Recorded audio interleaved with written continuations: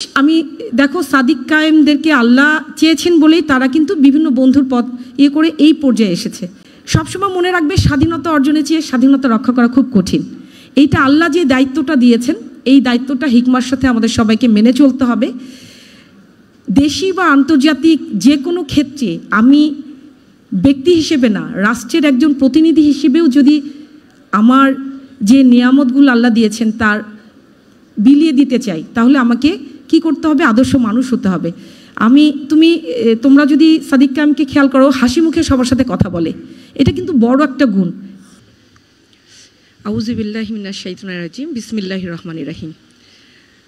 বাংলাদেশ ইসলামী ছাত্র শিবির medical zone আয়োজিত আজকের এই ফ্রেশার্স রিসেপশন ও ক্যারিয়ার গাইডলাইন 2020 প্রোগ্রাম 2025-এর প্রধান অতিথি, বিশেষ অতিথি, অন্যান্য অতিথিবৃন্দ, আয়োজকবৃন্দ এবং বিশেষত যাদের উদ্দেশ্যে এই আয়োজন, সেসব ফ্রেশার্স, বিভিন্ন মেডিকেল ইনস্টিটিউটে অধ্যয়নরত প্রথম বর্ষের মেডিকেল ও ডেন্টাল স্টুডেন্ট, আসসালামু আলাইকুম। সবাইকে সাদর সম্ভাষণ জানিয়ে আমি আমার বক্তব্য শুরু করব। তো প্রথমেই আমি আমার মেডিকেলের ছোট ভাই বলি বা সন্তানের মতো বলি, K76-এর জুলফিকারকে ধন্যবাদ দিচ্ছি। তার সাথে যারা আমার সাথে যোগাযোগ করেছে, আমি মহান আল্লাহ রাব্বুল আলামিনের আসলে শুকরিয়া আদায় করছি যে এখানে দাঁড়িয়ে কিছু কথা বলার সুযোগ উনি দিয়েছেন। তো জুলফিকার আমার সম্পর্কে অনেকগুলো বিশেষণ বলেছে। এই বিশেষণগুলো আসলে এত বেশি পাওয়ার যোগ্যতা কোনোটাই আমার নাই। আজকে আমি এখানে দাঁড়িয়ে যে কথা বলছি বা যেই অবস্থানটা আল্লাহ আমাকে দিয়েছেন, এটা আলহামদুলিল্লাহ পুরোটাই হচ্ছে সব কিছুর আল্লাহর রহমত। আজকে তোমরা এখানে যারা প্রথম বর্ষের মেডিকেল স্টুডেন্ট ও ডেন্টাল স্টুডেন্ট রয়েছে, আমার আলোচনার বিষয়টা কিন্তু আয়োজকবৃন্দ সেই জন্য নির্ধারণ করেছেন একজন প্রথম বর্ষের মেডিকেল স্টুডেন্ট ও ডেন্টাল স্টুডেন্টের করণীয়। আমরা মূল বিষয়ে যাওয়ার আগে আমি আমার পূর্ববর্তী যে বক্তা, আমার ঢাকা মেডিকেল কলেজেরই ছোট ভাই ডাক্তার মোস্তাফিজুর রহমান, যে আমাদের যিনি হচ্ছে তার গল্পগুলো বললো, তাই না, কত স্ট্রাগল করে মেডিকেল লাইফটা শেষ করেছে, আলহামদুলিল্লাহ এই অবস্থানে এসেছে। এখন আমি যে জিনিসটা বলতে চাই যে একজন মেডিকেল স্টুডেন্ট, এই যে তোমরা চান্স পেয়েছো, এই সবার আগে এটার জন্য কার প্রতি শুকরিয়া আদায় করতে হবে? মহান আল্লাহ রাব্বুল আলামিনের। কেন? কারণ আমরা জানি তোমরা যেহেতু এখন সোশ্যাল মিডিয়ার যুগে বসবাস করো, হাতে একটা মোবাইল আছে, ইন্টারনেট আছে, আরও অনেক অ্যাপস আছে, যেটা দিয়ে এইখানে বসেও আসলে বিশ্বের প্রত্যেকটা আনাচে কানাচে ঘুরে আসা সম্ভব। সেখান থেকে আমরা কিন্তু একটা জিনিস শিখেছি যে রিজিকের মালিক কিন্তু মহান আল্লাহ রাব্বুল আলামিন, যিনি সৃষ্টি করেছেন আমাদেরকে এবং আশরাফুল মাখলুকাত বা সৃষ্টির শ্রেষ্ঠ জীব হিসেবে আসলে সৃষ্টি করেছেন। এর অর্থটা কি? এর অর্থটা আসলে অনেক ব্যাপক। কীরকম?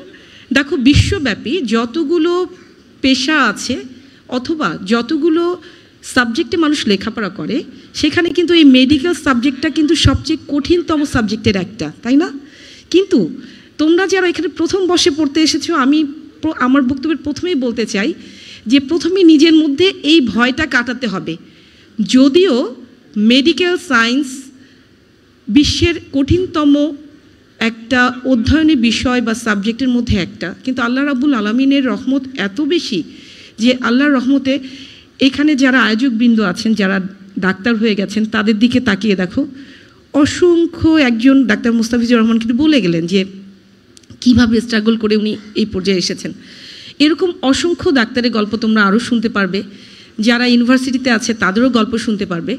তো প্রথম বর্ষটা আসলে সবারই একটু ভয় লাগে, কিন্তু প্রথম কাজ কি করতে হবে তাহলে? এই ভয়টা আমাদের ভাঙাতে হবে যে এটা কঠিন কিছু না। যে কোনো কঠিন কাজ খুবই সম্ভব সহজ করে সম্পাদন করা, যদি মহান আল্লাহ রাব্বুল আলামিনের রহমত আমাদের সাথে আসলে থাকে। তো আমি আমার বক্তব্যের এই যে একজন প্রথম বর্ষে মেডিকেল ও ডেন্টাল স্টুডেন্টের করণীয়, এই বিষয়কে আলোচনার খাতিরে 4টা ভাগে ভাগ করতে চাচ্ছি। কিভাবে?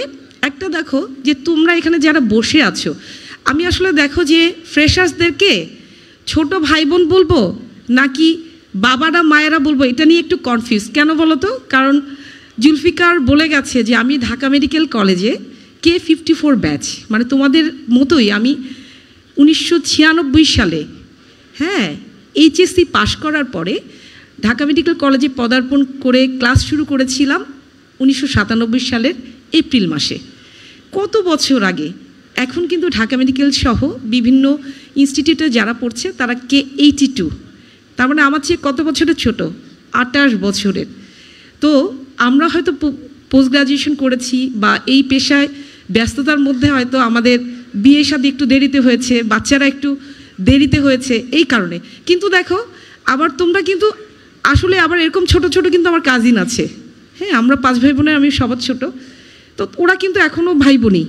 আবার দেখো, এই যে আমার বয়সী অনেকেরই আগে বিয়ে হয়েছে, তাদের ছেলেমেয়েরা কিন্তু মেডিকেলে পড়ে, তাহলে সেই হিসেবে আমরা কি আন্টি আন্টি বলতে পারো, তাহলে আমার বাবা মারা তোমরা। এখন সম্বোধন যাই হোক না কেন, আমি তোমাদেরকে বলবো যে সবার আগে এখানে যে যে ধর্মেরই আছেন, প্রত্যেকটা ধর্মের বেসিক কথা কিন্তু খুব সুন্দর। কীরকম? সৎ পথে চলতে হবে, সত্য কথা বলতে হবে, নিয়ম মেনে চলতে হবে।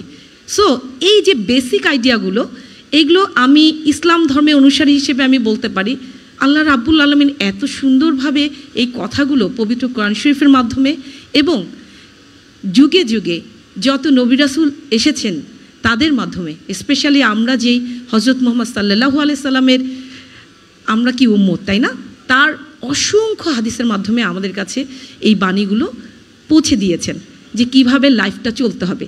তাহলে একটা মেডিকেল স্টুডেন্ট কিংবা ডেন্টাল স্টুডেন্ট যদি প্রথম বর্ষে প্রথমেই যদি তার মহান রাব্বুল আলামিনের প্রতি এই শুকরিয়া বোধ করে যে অসংখ্য মানুষের লাখ লাখ শিক্ষার্থীদের মধ্য থেকে অসম্ভব রহমতের চাদরে আবৃত করে তাদেরকে এই মেডিকেল বা ডেন্টাল স্টুডেন্ট হিসেবে কবুল করেছেন, তাহলে কিন্তু মনটা নরম হতে বাধ্য। এবং দেখবে যে তখন কোনো কিছুই ভয় লাগছে না, কারণ তোমার নিয়ন্ত্রণকারী তুমি কোন পথে হাঁটবে, তুমি কত দূরে যাবে, এটা কিন্তু আল্লাহ পাক নির্ধারণ করেছেন। হ্যাঁ, এখন তাহলে প্রশ্ন করতে পারো, সবই যদি মহান আল্লাহ রাব্বুল আলামিন নির্ধারণ করেই রাখেন, এটা হতেই পারে, ওরা অনেক ছোটো, তো তাহলে আমরা চেষ্টা করব কেন? হ্যাঁ, ইসলামের একটা বড় শিক্ষা হচ্ছে চেষ্টা করতে হবে। বিভিন্ন হাদিসে কি এসেছে যে আমরা মহান আল্লাহ রাব্বুল আলামিনের প্রতি তাওয়াক্কুল করব, কিন্তু উটকে বেঁধে রেখে, এমন না যে উটকে ছেড়ে। এই উটকে কিসের সাথে তুলনা করা হয়েছে? এই উট বা এটা কিন্তু আমাদের আকল বলো, বিবেক বলো, যেটা আমার সাথে 24 ঘন্টা থাকে, এটাকে আমাদের বিবেচনা করতে হবে যে আমি কিভাবে চলবো, কিভাবে কথা বলবো, কার সাথে কি আচরণ করব। এটা আমাকে মেডিকেল বা ডেন্টালের প্রথম বর্ষ থেকেই এটা আমাকে চর্চা করতে হবে। কেন বলো তো?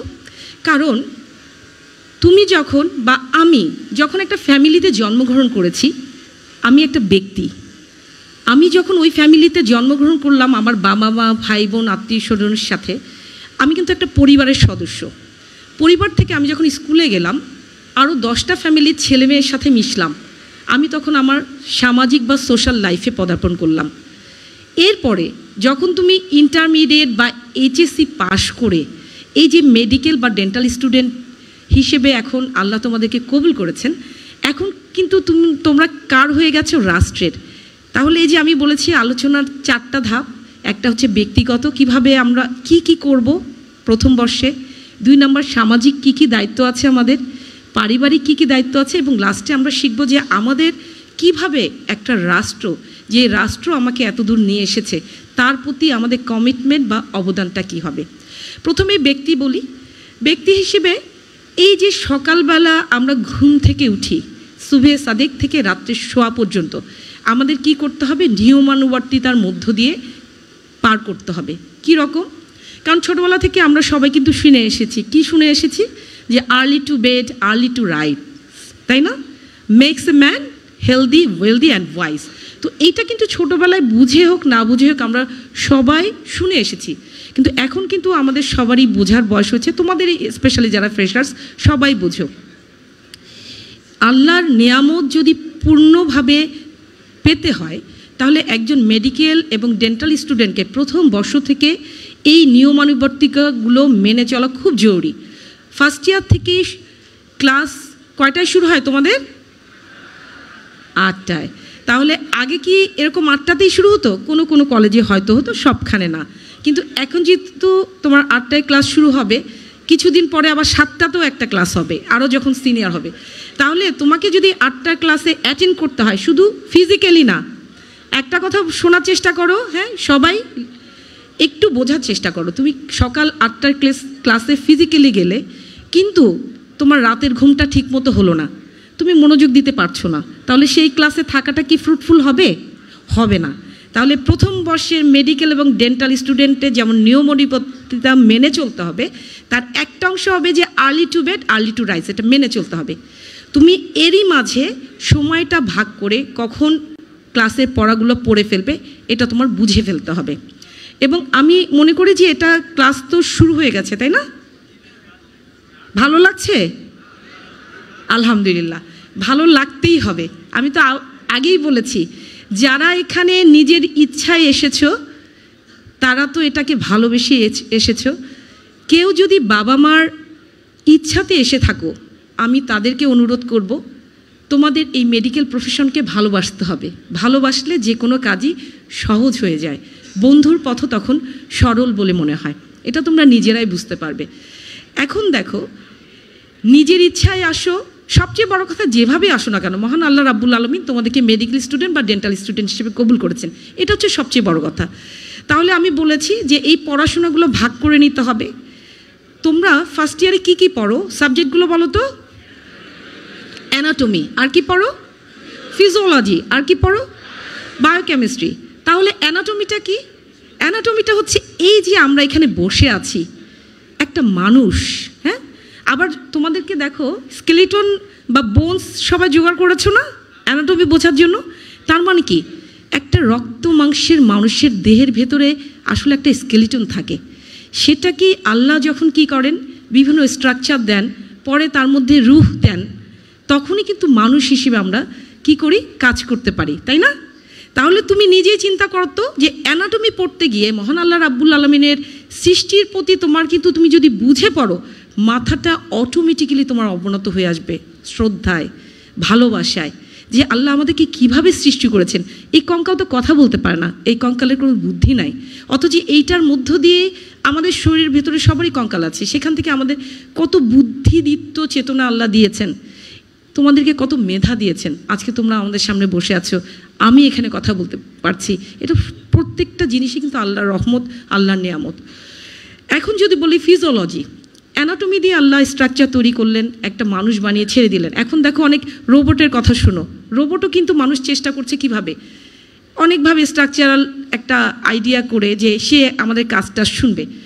ফিজিওলজি আর বায়োকেমিস্ট্রি কিন্তু রোবটের মধ্যে এইভাবে দেওয়া সম্ভব না, যেভাবে আল্লাহ রাব্বুল আলামিন আমাদের এই অ্যানাটমির, এই হিউম্যান বডির মধ্যে ফিজিওলজির মাধ্যমে বিভিন্ন কাজগুলো নিয়ন্ত্রণ করেন, বায়োকেমিস্ট্রির মাধ্যমে সেখানে বিভিন্ন সহায়ক কিছু ভূমিকা রেখেছেন। আমি তোমাদেরকে বলবো, তোমরা কিন্তু খুবই সৌভাগ্যবান বা সৌভাগ্যবতী।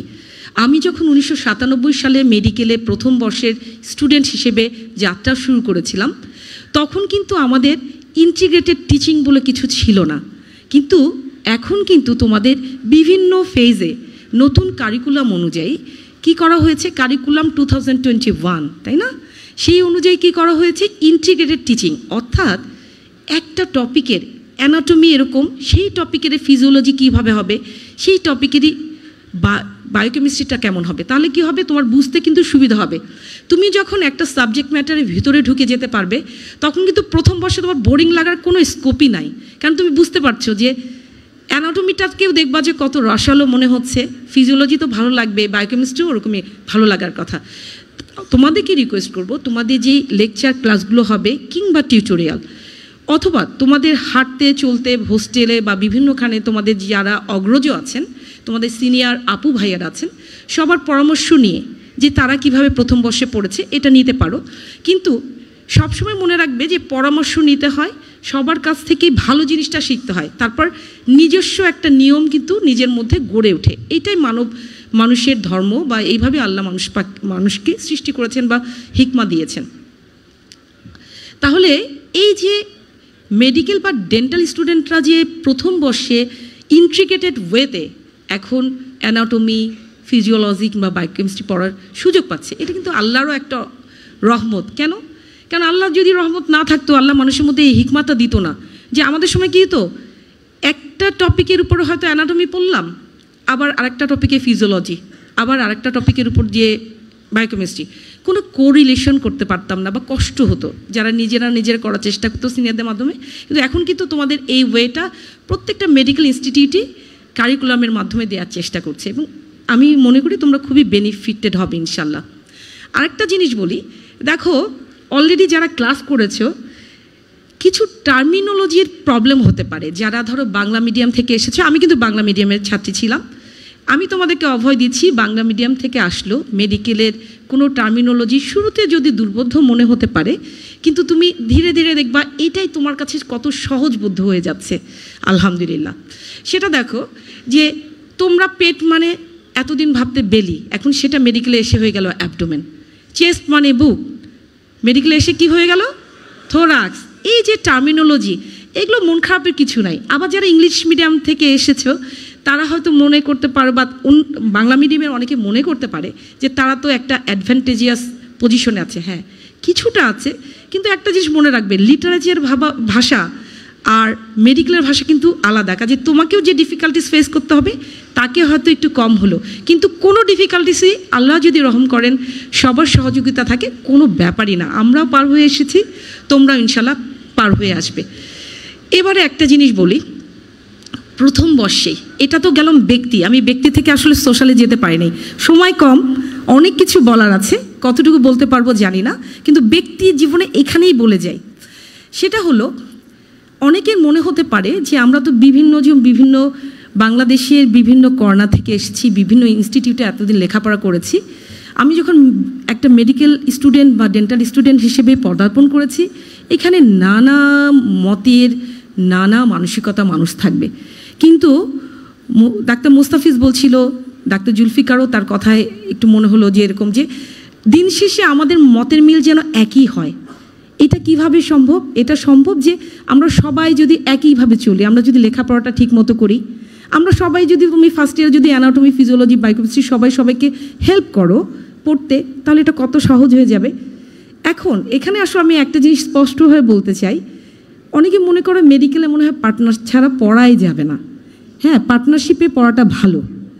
আমরা কয়েকজন মিলে গ্রুপ ডিসকাশন করতাম আইটেম কার্ড কিংবা প্রফেশনাল এক্সামিনেশনের সামনে।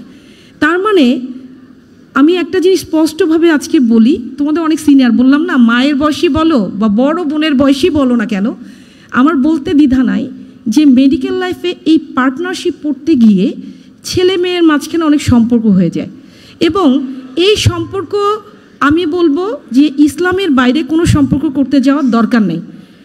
আল্লাহ পাক বাবা মার মাধ্যমে তোমাদেরকে এই দুনিয়াতে সৃষ্টি করে এনেছেন, তাদের কিন্তু ইচ্ছা করে যে তোমার লাইফ পার্টনার তাকে তারা খুঁজে দিবেন।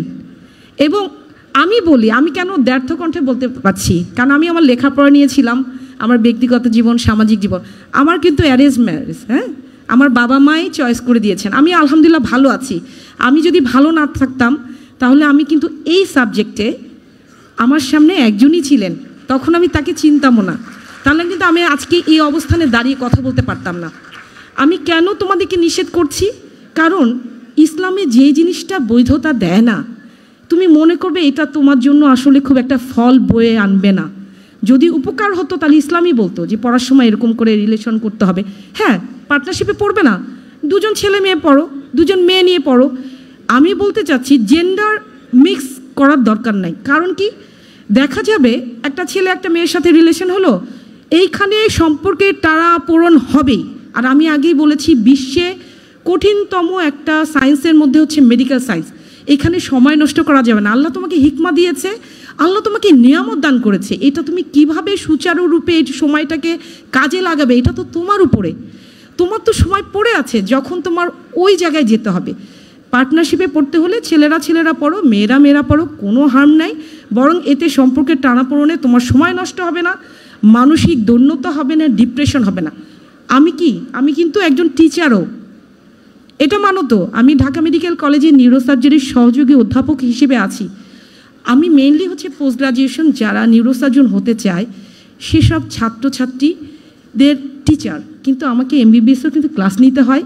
এবং MBBS যারা স্টুডেন্ট আছে কিংবা ডেন্টাল BDS ডেন্টাল স্টুডেন্ট আছেন তাদের খোঁজ খবর রাখতে হয়। তুমি বিগত কয়েক বছরে যদি সিনারিও পর্যালোচনা করো বিভিন্ন ইনস্টিটিউটে, আমরা কি দেখছি বলো তো? আমরা দেখছি হতাশায় মানুষ কী না করে ফেলে।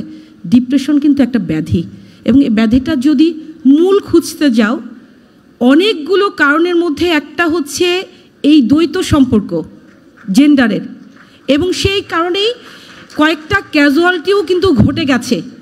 একটা পরিবার তার সন্তানকে হারিয়েছে, রাষ্ট্র একটা সম্ভাবনাময় ক্যারিয়ার হারিয়েছে। আজকের প্রোগ্রাম তো তোমরা দেখতেই পাচ্ছ। সেকেন্ড অংশ কি, তোমাদেরকে আমরা সাদরে বরণ করে নিয়েছে তোমার বড় ভাইরা, আমিও তোমাদেরকে সাদর সম্ভাষণ দিয়েছি। সেকেন্ড পার্টে কি আছে, career guideline program 2025। You are really lucky to be participated, হ্যাঁ, for such an nice program. কারণ কি, আমাদের সময় কিন্তু এরকম কোনো প্রোগ্রাম ছিল না। এখন তুমি আমাকে বলতে পারো যে আপনার ক্যারিয়ারটা তাহলে আপনি কিভাবে করলেন। আমি ব্যক্তিগত ইয়েতে আবার ফেরত যাচ্ছি। সেটা হলো, আমি যখন মতিঝিল আইডিয়াল স্কুলে ক্লাস 9-এ পড়ি, তখন আমার ছোটো খালার বিয়ে হয়। আমার নানা বাড়ি কিন্তু রংপুর, দাদা বাড়ি দিনাজপুর, আমার শ্বশুর বাড়ি কিন্তু ফেনী। তার মানে আমি কিন্তু উত্তরাঞ্চল এবং দক্ষিণাঞ্চল দুই পাশের বাংলাদেশের মানুষের সাথে মেশার সুযোগ আল্লাহ পাক আমাকে দিয়েছেন। আলহামদুলিল্লাহ, সবাই অসম্ভব ভালো, আদারওয়াইজ আমি এখানে দাঁড়িয়ে কথা বলতে পারতাম না, আলহামদুলিল্লাহ। এখন রংপুর থেকে আমার খালুজি ইসলামী ব্যাংকের ব্যাংকার ছিলেন, উনি খালাসহ বেড়াতে এসছেন। আমি মতিঝিল আইডিয়ালে পড়ি, কিছুই না, আমি পড়াশোনা করছি। ছোটোবেলা থেকে জানি যে আমাকে ডাক্তার হওয়ার জন্য আম্মু বলেন যে এইভাবে যেন পড়ি, ডাক্তার হতে পারি। এই ডাক্তার শব্দটা জানি। খালুজি কি মনে করে আমাকে আম্মুকে বলল যে আপা রিফাতকে ডাক্তার বানিয়েন। তা আম্মু চুপ করে আছে, জানে তো এরকম ইচ্ছা। সাথে সাথে আমার দিকে তাকিয়ে বলে যে মামুনি তুমি না নিউরোসার্জন হয়েও, কারণ আমি একটা লিটারেচার পড়েছি, আমেরিকান একজন লেডি নিউরোসার্জন, অনেক নাম করেছে। খালুজি কিন্তু ব্যাংকার, নন মেডিকেল, খেয়াল করো। তা আমি মনে মনে চিন্তা করলাম, নিউরোসার্জারি শব্দটা তো প্রথম শুনলাম, ডাক্তারিটা জানি। আমি চুপচাপ থাকি, কিছু বলি না এটা নিয়ে। আল্লাহর অশেষ রহমতে আমি বললাম যে 1997 সালের 2রা এপ্রিল আমরা K54 ব্যাচের স্টুডেন্ট হিসেবে পড়াশোনা শুরু করলাম। আমি যখন ঢাকা মেডিকেল কলেজে 4th ইয়ার স্টুডেন্ট, তখন আমার বড় ভাবির বাবা স্ট্রোক করলেন। এখন বুঝি ওটা স্ট্রোক ছিল, তখন বুঝতাম না। তো নিউরোসার্জারিতে তার একটা অপারেশন হলো। আমি অপারেশন থিয়েটারে খুব আগ্রহ করে, আমার মাথার মধ্যে তো ছিল যে এই শব্দটা শুনেছি, 4th ইয়ারে পারমিশন নিয়ে অপারেশন থিয়েটারে থাকলাম। তো ওখানে তৎকালীন যে assistant professor doctor Mohammad Asif Moazzem Barkatullah sir, উনি এখন PRL-এ গেছেন। স্যার খুব অবাক হয়েছে যে 4th ইয়ার একটা স্টুডেন্ট ব্লাড দেখে ভয় পাচ্ছে না। তো উনি অপারেশন শেষ করে আমার সাথে কথা বললেন। তা কথা বলার পরে কিছু না, কোন ইয়ারে পড়ি কি এটা। তারপরে স্যারের সাথে বের হয়ে আসলাম। সাধারণত তোমরা দেখো যারা অপারেশন করে, এটা নাটকে দেখো বা বাস্তবেও দেখো, যে অপারেশন থিয়েটার থেকে সার্জন বের হয়ে আসে, তারপর অ্যাটেন্ডেন্টদের সাথে কথা বলে, তাই না, আত্মীয় স্বজনকে ব্রিফ করে। তো উনিও বের হয়ে আসলেন। তো বাইরে যেহেতু আমার বাবা মা দাঁড়িয়েছিলেন, আমি পরিচয় করে দিলাম যে স্যার আমার বাবা মা। বিলিভ মি, খুবই অদ্ভুত একটা ব্যাপার ঘটল। স্যার কোনো কিছু না করেই আমার বাবা মা যখন ওনাকে সালাম দিলেন, স্যার আমার বাবা মার দিকে তাকায় বললো, শোনেন আপনার মেয়েকে সার্জন বানাবেন, নিউরো সার্জন, বুঝতে পেরেছেন? তুমি দেখো, তখন কিন্তু আমার মাথায় এটা গেঁথে গেল। কি গেঁথে গেল? গেঁথে গেল যে আল্লাহ আমাকে এই শব্দটা দুবার কেন শোনালেন, নিশ্চয়ই কোনো একটা ব্যাপার আছে। কেন কথাটা বললাম? কারণ এখন তোমরা নিউরোসার্জারির যে ব্যাপকতা দেখো, যে আউটকামটা দেখো। আমি যখন 4th ইয়ারে পড়ি, কত সাল সেটা বলো তো? হ্যাঁ, 2000। সেই সময় কিন্তু নিউরোসার্জারি এই অবস্থানে ছিল না। কারণ তখন কি হতো, লজিস্টিক সাপোর্টও ছিল না, MRI দেশে আসে নাই, ডায়াগনোসিস কঠিন ছিল, মাইক্রোস্কোপ ছিল না, এন্ডোস্কোপ ছিল না, নিউরো নেভিগেশন ছিল না। এখন তো সব আছে, হাই স্পিড ড্রিল আছে, এখন অপারেশনগুলো আসলে অনেক সহজ হয়ে এসেছে। তো আমার মাথায় এইটা মনে হলো যে মহান আল্লাহ রাব্বুল আলামিন আমাকে দুবার এই শব্দটা শোনালেন, একবার স্কুল লাইফে, একবার এখানে। আবার এটার সবার কাছে শুনি যে অত আউটকামও ভালো না, অপারেশন করলে মৃত্যুর হার অনেক বেশি। কিন্তু আমার কাছে মনে হলো আল্লাহ আমাকে 2বার শুনিয়েছেন এত বছরের গ্যাপে, লেট মি ট্রাই। এখানে তখন আমার মনে হলো যে ঠিক আছে, আমি মনে মনে তখন ঠিক করে ফেললাম যে আমি জেনারেল সার্জারিতে FCPS পার্ট 1 দিব। আমাদের তখন নন রেসিডেন্সি কোর্স আসলে, হ্যাঁ, রেসিডেন্সি আরও পরে চালু হয়েছে। আমার মনে হলো যে MS পার্ট 1 দিব নিউরোসার্জারিতে। কেন আল্লাহ আমাকে 2বার শোনালো? দেখো, পুরাটাই কিন্তু আল্লাহ কন্ট্রোল করছেন। আমি শুধু আমার আকল বা বিবেককে প্রশ্ন করেছি যে কেন শোনালো, এই ওয়াইটার অ্যান্সার খুঁজেছি। পরে দেখা গেল যে মহান আল্লাহ রাব্বুল আলামিন চেয়েছেন আমি নিউরোসার্জন হই। কিভাবে বুঝলাম? এর মাঝে আমি এফসিএস পার্ট 1 করলাম, এমএস পার্ট 1 করলাম, এমএস পার্ট 2তে ঢুকে গেলাম। আমার এর মাঝে এমএস পার্ট 2তে থাকার অবস্থা আমার বিয়েও হয়ে গেল। এর মাঝে আমার 2টো ছেলেও হয়ে গেল। তার মানে আমি ফ্যামিলি লাইফে ঢুকে গেলাম। কিন্তু আমি দেখলাম যে জেনারেল সার্জারিতে আমি 4 বছর ট্রেনিং যে করে রেখেছি, আমার আর জেনারেল সার্জারি পরীক্ষা দেওয়া হলো না, কারণ আমার পাশাপাশি 2টা চললো। এর মাঝে ফ্যামিলি সব কিছু মেনটেন করতে গিয়ে আলহামদুলিল্লাহ আমি আমার ফ্যামিলির প্রতি, আমার হাজব্যান্ড, আমার শ্বশুর আব্বা, শ্বশুর বাড়ি, বাবা মার প্রতি তো সবারই থাকবেই, কিন্তু তাদের প্রতি আমার আন্তরিক কৃতজ্ঞতা এই প্ল্যাটফর্মে শুকরিয়া জানাচ্ছি মহান আল্লাহ রাব্বুল আলামিনের পাশাপাশি যে তারা আমাকে সাপোর্ট দিয়েছেন বলে আমি এই অবস্থানে আসতে পেরেছি। পরে আমি এখন দৃঢ়ভাবে বিশ্বাস করি যে মহান আল্লাহ রাব্বুল আলামিন আসলে চেয়েছেন আমি জেনারেল সার্জন না হয়ে নিউরোসার্জন হই, কারণ 2টা পাশাপাশি থাকাতে আমি আসলে নিউরোসার্জন আগে হয়ে গেলাম, এমএস কমপ্লিট করে ফেললাম। সবাই কি করে জেনারেল সার্জন হওয়ার পরে নিউরোসার্জারিতে আসে, আমার হয়ে গেল উল্টো। তখন আমি চিন্তা করলাম যে নিউরোসার্জন হওয়ার পরে আমার হাজব্যান্ড বললো যে তুমি আসলে কি করতে চাও। ওই যে আমার মাথায় তখন ঢুকে গেছে যে আমি নিউরোসার্জন হতে পারি, আমি নিউরোসার্জারি। তখন আমি আস্তে করে ওই ডালাটা বন্ধ করলাম, কারণ এর মাঝে আমি 2 ছেলের মা, কিন্তু আমার একটা বাবার বাড়ি আছে, একটা শ্বশুর বাড়ি আছে, আত্মীয় স্বজন আছে। তোমাদেরকে একটু পরে আমি সামাজিক বা পারিবারিক বা রাষ্ট্রীয় যেটা বলবো, তার আগে আমি ব্যক্তিগত বলছি যে ব্যক্তির চিন্তা ভাবনাটা কত দূরত্ব। আমি কিন্তু এফসিপিএস ফাইনাল পরীক্ষাটা দিলাম না। এটা নিয়ে কি আমার কোনো আফসোস আছে? না, আফসোস নেই। বরং আমার ছেলেরা মাঝে মাঝে বলে ওর বাবার 2টো ডিগ্রি তো, মেডিসিনে এফসিপিএস আর রিমেটোলজিতে এমডি, তো ওরা বলে কি আম্মু তুমি কেন করো না? আমি করলে কিন্তু আমাকে আবার পড়তে হবে, আবারও কিন্তু তোমাদেরকে ছেড়ে আমার অনেকক্ষণ থাকতে হবে। তো এটা দরকার নাই। হ্যাঁ, আমি তোমাদেরকে এই কথাটা বলছি যে ফার্স্ট ইয়ারেই এখন দেখি এত সচেতন, এটা ইন্টারনেটের জন্য হলো, অনেকে ক্যারিয়ার প্ল্যানটা ফার্স্ট ইয়ারে করে ফেলে। দরকার নেই। এখন তুমি যদি বলো ম্যাডাম আপনি যে বললেন হোমজিক্যালি, তুমি খেয়াল করো হোমজিক্যালি আমি আমি কিন্তু আল্লাহর একটা যে নিয়ামত, 2বার শব্দটা কেন আল্লাহ আমাকে শোনালেন, এই শব্দটা নাও শোনাতে পারতেন। তার মানে মহান আল্লাহ রাব্বুল আলামিনের দিকে তাওয়াক্কুল করেই কিন্তু আমি এই সাবজেক্টে এসেছি। এবং এখন যারা আসো তাদের তো বোঝার ব্যাপার আছে, তাই না? তোমরা বুঝবে, তোমরা ঠিক করবে। তোমার 5টা বছর পড়াশোনা করো, ইন্টার্নশিপ করো, তারপর তোমার জন্য যেটা মনে হবে যে ভালো তুমি সেটাই করবে। তবে আমি তোমাকে বলি কোনো সাবজেক্টই, সেটা বেসিক সায়েন্স হোক অথবা ক্লিনিক্যাল সাবজেক্ট হোক, প্রত্যেকটা সাবজেক্টে যেটাতে যেতে চাও যদি তুমি মনোযোগ দিয়ে ক্যারিয়ার করতে পারো, প্রত্যেকটাই তোমার জন্য সাফল্যজনক পজিশন এনে দিবে, তোমার জন্য মঙ্গল এনে দিবে, যেটা তোমার ব্যক্তিগত, সামাজিক এবং রাষ্ট্রীয় জীবনে ভূমিকা রাখবে। কাজেই তোমার এইটা নিয়ে ভয় পাওয়ার কিছু নাই। এই যে ক্যারিয়ার প্ল্যানের কথাটা বললাম, আমি আমার গল্প দিয়ে বুঝিয়েছি, আমি জানি না এটা কেউ মিসআন্ডারস্ট্যান্ড করো না যে ম্যাডাম এত আগে ঠিক করেছে। এখানেও দেখো আমি কিন্তু আল্লাহর নিয়ামতের জন্য কথাটা বললাম। যদি এমন হতো যে এখানে আমার কোনো একটা ইগোর ব্যাপার ছিল বা আমার জিদের ব্যাপার ছিল, এখানে তা না। আমি কিন্তু এটা বোঝানোর জন্য গল্পটা বলিনি, আমি বুঝিয়েছি everything is governed by almighty Allah. Allah নির্ধারণ করে রেখেছেন তুমি আসলে দিন শেষে কী হবে, ক্যারিয়ারে কী হবে, তোমার শুধু চেষ্টা করতে হবে। তাহলে ফার্স্ট ইয়ারের যে মেডিকেলের প্রথম বর্ষের স্টুডেন্ট হও অথবা ডেন্টালের প্রথম বর্ষের স্টুডেন্ট হও না কেন, তোমরা নিয়মানুবর্তিতা মেনে চলো। তোমরা এই যে পড়াশোনাগুলোকে খুব আনন্দের সাথে পড়ার চেষ্টা করো, লোড নিও না, মানসিক শক্তিটা রাখো। কোনো সময় আমি বলবো, আমার পরামর্শ থাকবে ব্যক্তিগত জীবনে কোনো সময় অবসাদগ্রস্ত বা হতাশাগ্রস্ত হবে না, কারণ আল্লাহ হতাশাকারীকে বা যারা ডিপ্রেশনে ভোগে তাদেরকে আল্লাহ পছন্দ করেন না। এটা বিভিন্নভাবে বিভিন্ন হাদিস, কোরআনে, বিভিন্ন ফিকাহ শাস্ত্রে বিভিন্ন এটা নিদর্শন দেয়া আছে। তা আমি বলবো মানসিকভাবে হও, আল্লাহর উপর তাওয়াক্কুল করো, আল্লাহ তোমাদেরকে সাহায্য করবে। তুমি যখন একটা সোশ্যাল ব্যাকগ্রাউন্ড, তোমার আত্মীয় স্বজন আছে, তুমি এই মেডিকেলেই দেখবা যে অনেকেই করে কি, পড়তে গেলে কেউ এসে হয়তো বন্ধুবান্ধব কথা বলতে চায় না যে আমার পড়া বাকি আছে। এটা করো না। তুমি কতটুকু পড়লে আল্লাহ তোমাকে কোন অবস্থানে নিয়ে যাবেন এটা আল্লাহ নির্ধারণ করেন। তুমি সামাজিক জীব, তুমি সামাজিকতা রক্ষা করে চলার চেষ্টা করো, সবাইকে হাসি মুখে কথা বলবে। আত্মীয় স্বজন বাসায় আসলেও যদি পরের দিন পরীক্ষাও থাকে, আমার পরামর্শ থাকবে তাদের সাথে রিলেশনগুলো মেনটেন করো। এখন কিন্তু অনেকে আমরা ব্যক্তিকেন্দ্রিক হয়ে যাচ্ছি, ব্যক্তিকেন্দ্রিক হয়েও না। কারণ আমি তো বললাম যে আমার জীবনের গল্পটা বলার উদ্দেশ্যই যে everything is govern by almighty Allah. So তুমি সেই পাশেই যাচ্ছ, আল্লাহর রহমত থাকলে তুমি সেই দিকেই যাবে। কাজে এত হিসাব কিতাব করার দরকার নেই। 3 নম্বর পারিবারিক কিছু দায়িত্ব কিন্তু তোমার আছে। এই যে আমি আগেই বলেছি যে লাইফ পার্টনার খোঁজার ক্ষেত্রে নিজেরা দায়িত্ব নেওয়ার দরকার নেই। তুমি মেডিকেল প্রথম বর্ষের স্টুডেন্ট, মনোযোগ দিয়ে পড়াশোনা করো, ডেন্টালেও যারা আছে মনোযোগ দিয়ে পড়াশোনা করো, আল্লাহ ইনশাল্লাহ ওই ব্যবস্থাও করে দিবেন তোমার বাবা মা আত্মীয় স্বজনের মাধ্যমে। লাস্টে বলি, তুমি যখন মেডিকেল স্টুডেন্ট বা ডেন্টাল স্টুডেন্ট, তুমি কিন্তু রাষ্ট্রের সম্পদ।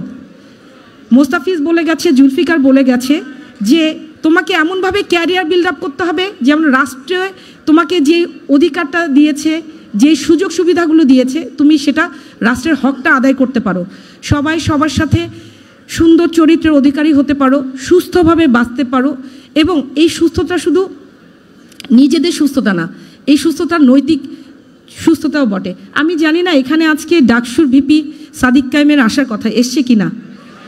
হ্যাঁ, এসেছেন। আচ্ছা, আমি যদিও উনি এখানে নাই, আমি একটা জিনিস বলি যে একটা জিনিস আমি দেখো, সাদিক কায়েমদেরকে আল্লাহ চেয়েছেন বলেই তারা কিন্তু বিভিন্ন বন্ধুর পথ করে এই পর্যায়ে এসেছে। এবং তাদের একটা, আমি পরে বলার সুযোগ পাবো না বলে এখন মেসেজটা কনভে করতে হবে।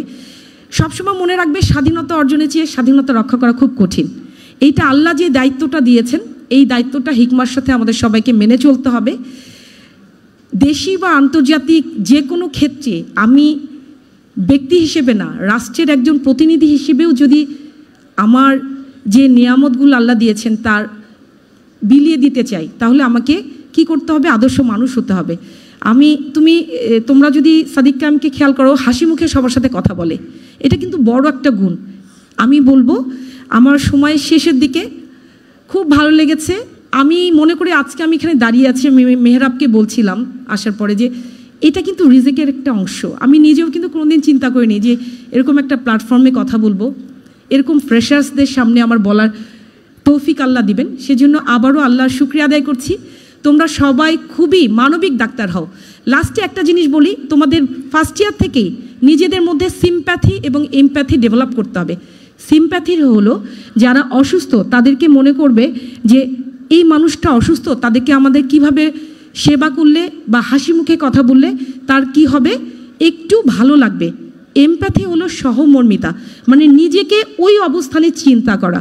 আমি আশা করি প্রথম বর্ষ থেকেই তোমরা এমনভাবে নিজেকে গড়ে তুলবে যাতে তোমরা সিম্প্যাথেটিক এবং এমপ্যাথেটিক ডাক্তার হিসেবে ভবিষ্যতে এই সমাজে এবং রাষ্ট্রে অবদান রাখতে পারো। আল্লাহ তোমাদের সবাইকে মঙ্গল দান করুক এবং সবাইকে সুস্থ রাখুক। সবশেষে আমি মহান আল্লাহ রাব্বুল আলামিনের শুকরিয়া আদায় করার সাথে সাথে বাংলাদেশ ইসলামী ছাত্র শিবির মেডিকেল জোন আয়োজিত এই ফ্রেশার্স রিসেপশন অ্যান্ড ক্যারিয়ার, যেটা হচ্ছে তোমার ক্যারিয়ার বিল্ড আপ প্রোগ্রাম 2025-এর আয়োজকদের, যারা এত কষ্ট করে এত সুন্দর প্রোগ্রাম করেছে, সবাইকে ধন্যবাদ এবং অন্তঃস্থল থেকে অনেক দোয়া দিয়ে শেষ করছি। আসসালামু আলাইকুম।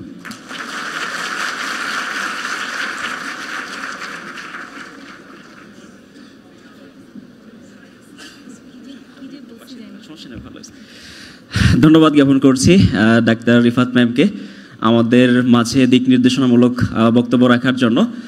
আল্লাহ তাআলা ম্যামের সম্মান আরও বৃদ্ধি করে দিন। এ পর্যায়ে আমাদের সম্মানিতা ম্যামের কাছে একটা সম্মাননা স্মারক তুলে দিবেন বাংলাদেশ ইসলামী ছাত্র শিবির মেডিকেল জোন শাখার সাবেক সভাপতি এবং বর্তমান বাংলাদেশ ইসলামী ছাত্র শিবিরের কেন্দ্রীয় ছাত্র কল্যাণ সম্পাদক, আজকের প্রোগ্রামের বিশেষ অতিথি হাফেজ ডাক্তার রেজওয়ানুল হক ভাইকে সামনে আসার জন্য অনুরোধ করছি।